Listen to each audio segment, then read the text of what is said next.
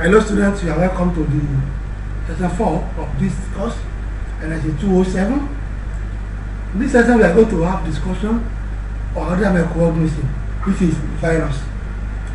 Let me say that virus is the smallest of all the microorganisms and cannot be seen with ordinary or what we call light microscope, but with electron microscope. This virus was discovered by Frederick and Paul in 1898 because they found out that foot and mouth disease that is found in among livestock dead was as a sort of a small particles which are very smaller than the bacteria. This was the first clue to the nature of viruses, genetic entities that lie somewhere in the gray area between living and non-living states. Now you have started this session, you should be able to explain the general characteristic of the virus, describe the classification of viruses, and discuss viral reproduction. Virus are smallest microorganisms. They range in size from 10 to 400 microns in diameter, and they can only be viewed under electronic microscope. They only reproduce when they are found within living cells, but they are ineffective when they are outside the living cells. They are infectious agents. And this virus exists in two phases, extra and intracellular phases. This diagram is showing you the structure of a typical virus. You will see that this virus has a surface protein here, the surface protein that covers the entire body of the virus.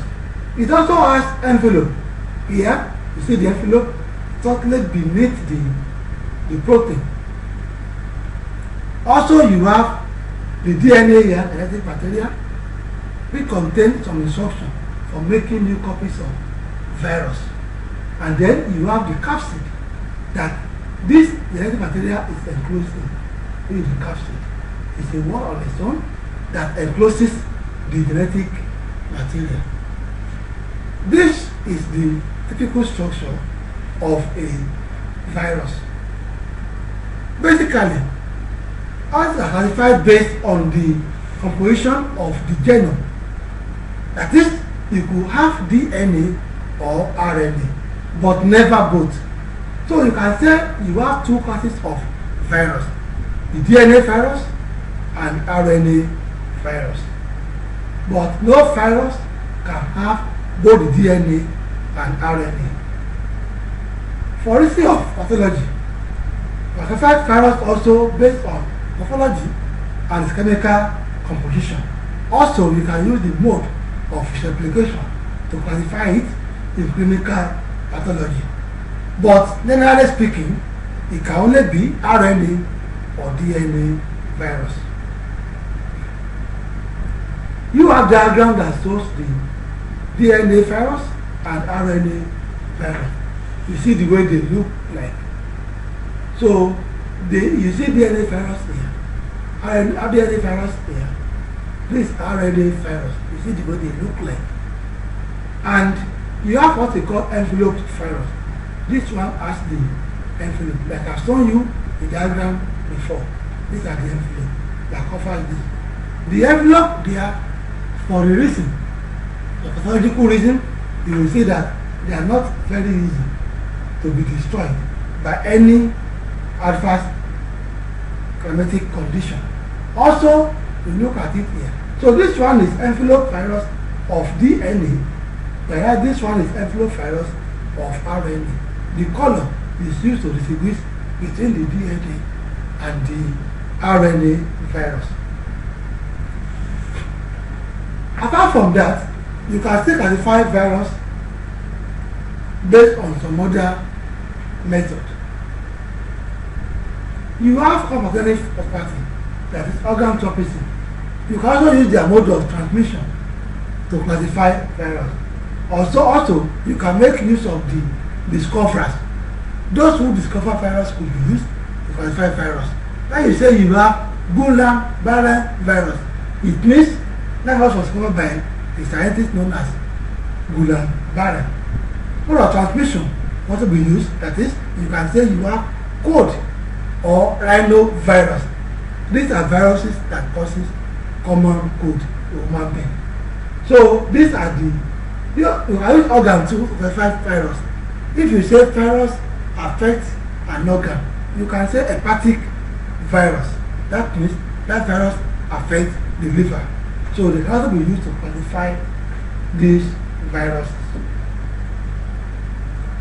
Viral reproduction involves both lytic and pathogenic cycle.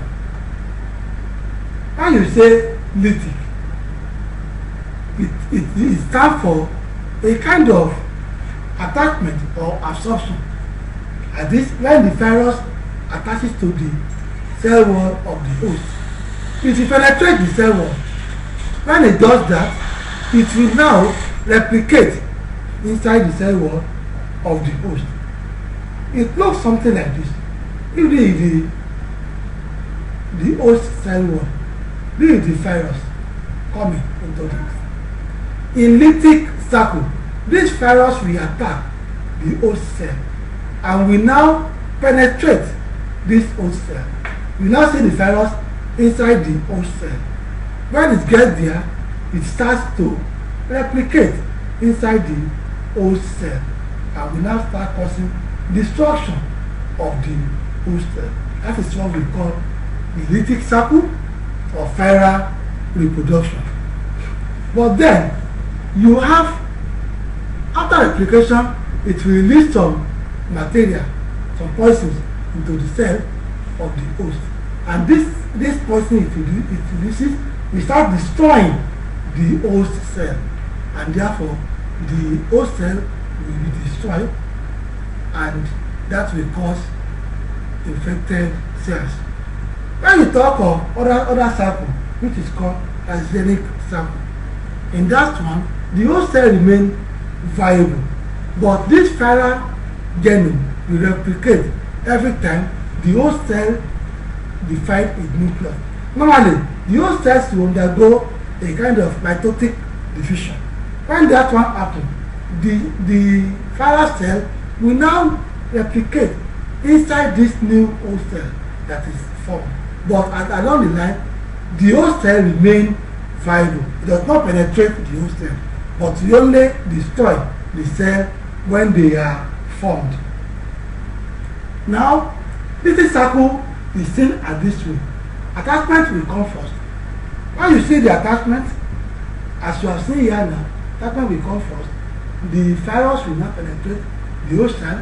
When they get to the host cell, it will replicate there. It will assemble in the host cell. And what will now come next is that assembled viruses in the host cell will start to produce some chemicals which will be released. When they are released, they will start destroying the host cell. That is what the lytic cycle is all about. But then, another cycle is a daily cycle. The host cell, like I said, will remain intact. And then the viral genome remains in this temperate state for quite a long time. But when the host cell divides normally, it will divide and will cause the virus cell to destroy the divided cells. So you will see this cycle that shows the both lytic and anogenic cycle. This lytic and anogenic cycle is found, the lytic is found along this area. The anogenic is found along this area. But they all lead to destruction of the cell. But when they do the destruction, make a difference. In lytic cycle, it will enter into the host cell and will replicate there to destroy the host cell.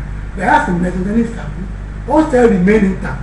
But at the time the host cell divide, normally, the viral cell will now destroy that new host cell. So, ladies and gentlemen, this is where we end the discussion on the virus. When next we meet, we shall discuss more on other like what we see. Until then, thank you for listening.